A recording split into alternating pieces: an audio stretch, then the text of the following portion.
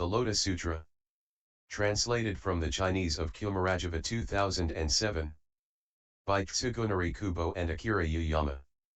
Chapter XXVIII. Encouragement of Bodhisattva Samantabhadra.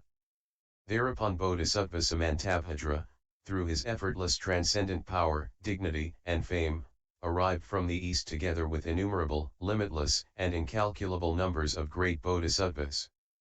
All the lands quaked universally wherever he passed. Jeweled lotus flowers rained down, and immeasurable hundreds of thousands of myriads of kotis of kinds of music were heard. He was surrounded by a great assembly of innumerable beings, humans and such non-humans as devas, nagas, yaksas, gandharvas, asuras, garudas, kiṃnaras, and mahoragas, each manifesting dignity and transcendent powers. He then arrived at Mount Gṛdhrakuta in the Saha world. He prostrated himself before Sakyamuni Buddha and circled around him to the right. He then addressed him, saying, "O Bhagavat! Afar in the land of the Buddha Ratnatejo'bhyudgataraja I heard you expound the Lotus Sutra in the Saha world. I have come here to listen to you, together with the assembly of immeasurable and limitless hundreds of thousands of myriads of kotis of bodhisattvas. I entreat you, O Bhagavat, to teach us how the sons and daughters of a virtuous family may attain the Lotus Sutra after the parinirvana of the Tathagata." The Buddha said to Bodhisattva Samantabhadra, "After the parinirvana of the Tathagata the sons and daughters of a virtuous family will attain the Lotus Sutra if they achieve the four necessary accomplishments. The first is to be protected by the Buddhas, the second is to plant roots of good merit, the third is to enter a group of those who are rightly resolute, and the fourth is to awaken the thought of saving all sentient beings. Those sons and daughters of a virtuous family will definitely attain the sutra after the parinirvana of the Tathagata if they perfect these four accomplishments." Then Bodhisattva Samantabhadra addressed the Buddha, saying, "O Bhagavat!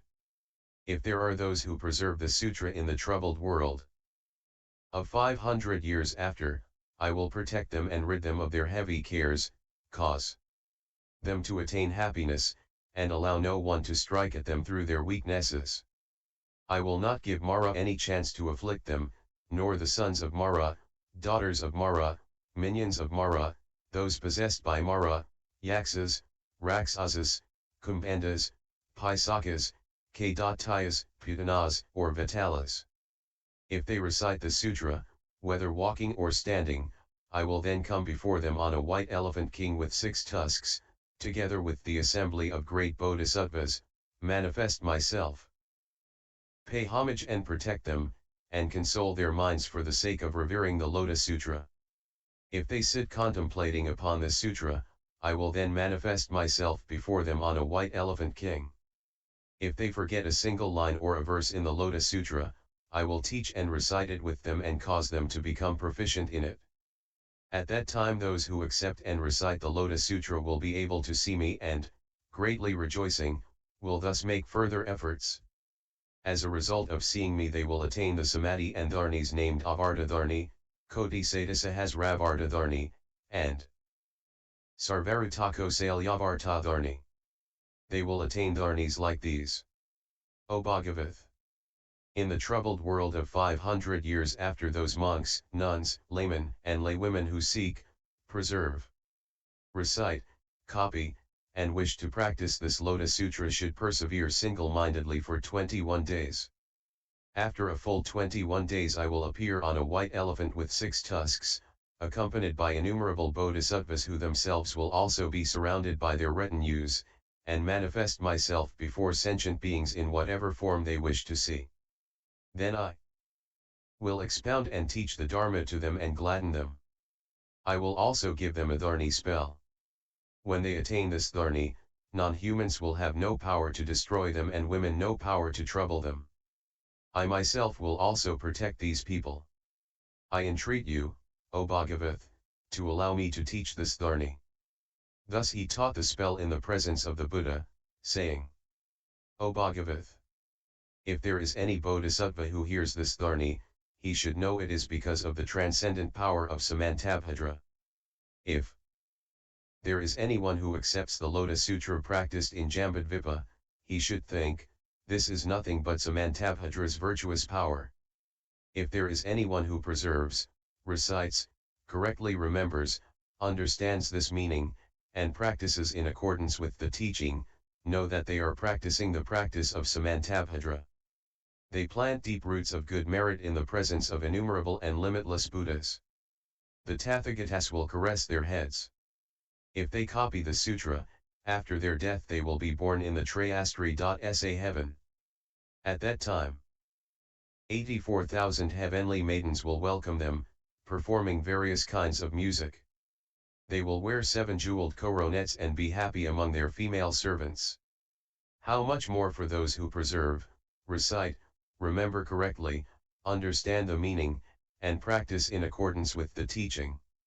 If there is anyone who preserves, recites, and understands this meaning, at the end of their life 1,000 Buddhas will offer their hands, so that they will neither be afraid nor fall into the troubled states of being.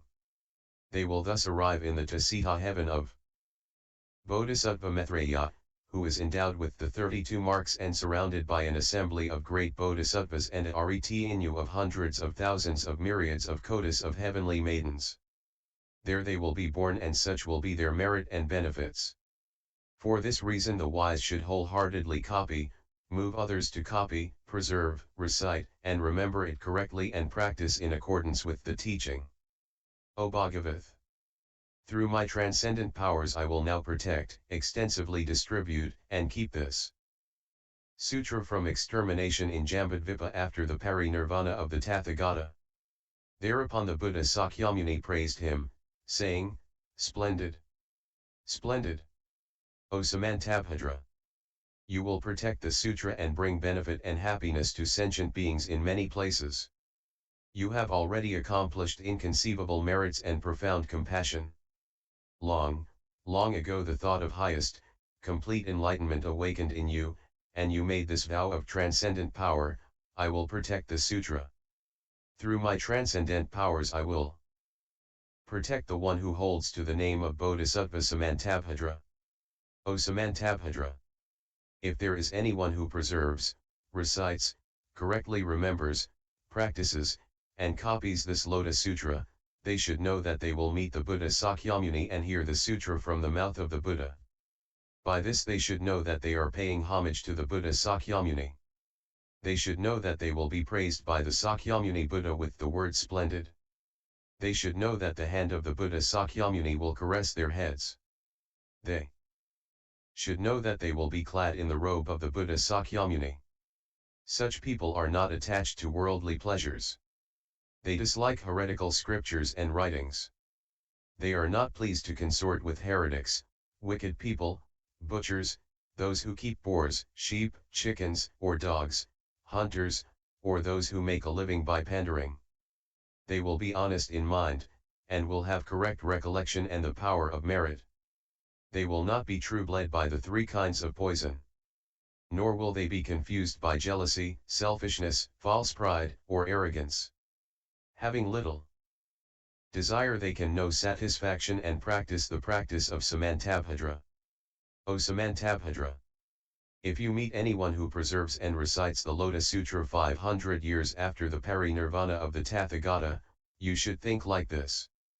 This man will before long approach the terrace of enlightenment, destroy the hosts of Mara, attain highest, complete enlightenment, turn the wheel of the Dharma, beat the drum of the Dharma, blow the conch of the Dharma, pour down the rain of the Dharma, and will sit on the lion seat of the Dharma in the great assembly of devas and humans. O Samantabhadra! Those who preserve and recite the sutra in the future world will not be greedy for clothes, bedding, food, and drink, and the necessities of life. Their aspirations will not be unrewarded, and their happy reward will be attained in this world. If there is anyone who despises them, saying, You are mad. This practice of yours is in vain and will attain nothing at the end, they will have no eyes lifetime after lifetime as a retribution for this wrongdoing. If there is anyone who pays them homage and praises them, he will attain tangible rewards in this world. If anyone sees those who preserve the sutra and speaks maliciously about their faults, whether true or not, such a person will suffer from leprosy in this life. If anyone scorns them, that person's teeth will be either loose or missing, their lips will be ugly, their nose will be flat, their limbs will be crooked, they will squint, their body will stink and be dirty, suffering from evil tumors, oozing pus, their belly will swell with water, and they will have tuberculosis and other evil and serious illnesses. For this reason, O Samantabhadra, if you see anyone who holds to the sutra, you should stand up and show your respect even from afar, just as you would pay homage to the Buddha. When this chapter, Encouragement of Bodhisattva Samantabhadra, was being taught, innumerable and limitless bodhisattvas equal in number to the sands of Ganges rivers attained hundreds of thousands of myriads of kotis of dharnis named avarta, and bodhisattvas equal to the number of atoms in the manifold cosmos mastered the path of Samantabhadra. When the Buddha had taught the sutra, the entire great assembly of bodhisattvas including Samantabhadra, the Sravakas including Sariputra, devas, nagas, humans and non-humans rejoiced greatly, accepted the Buddha's words, bowed to him and departed. And LSY 28.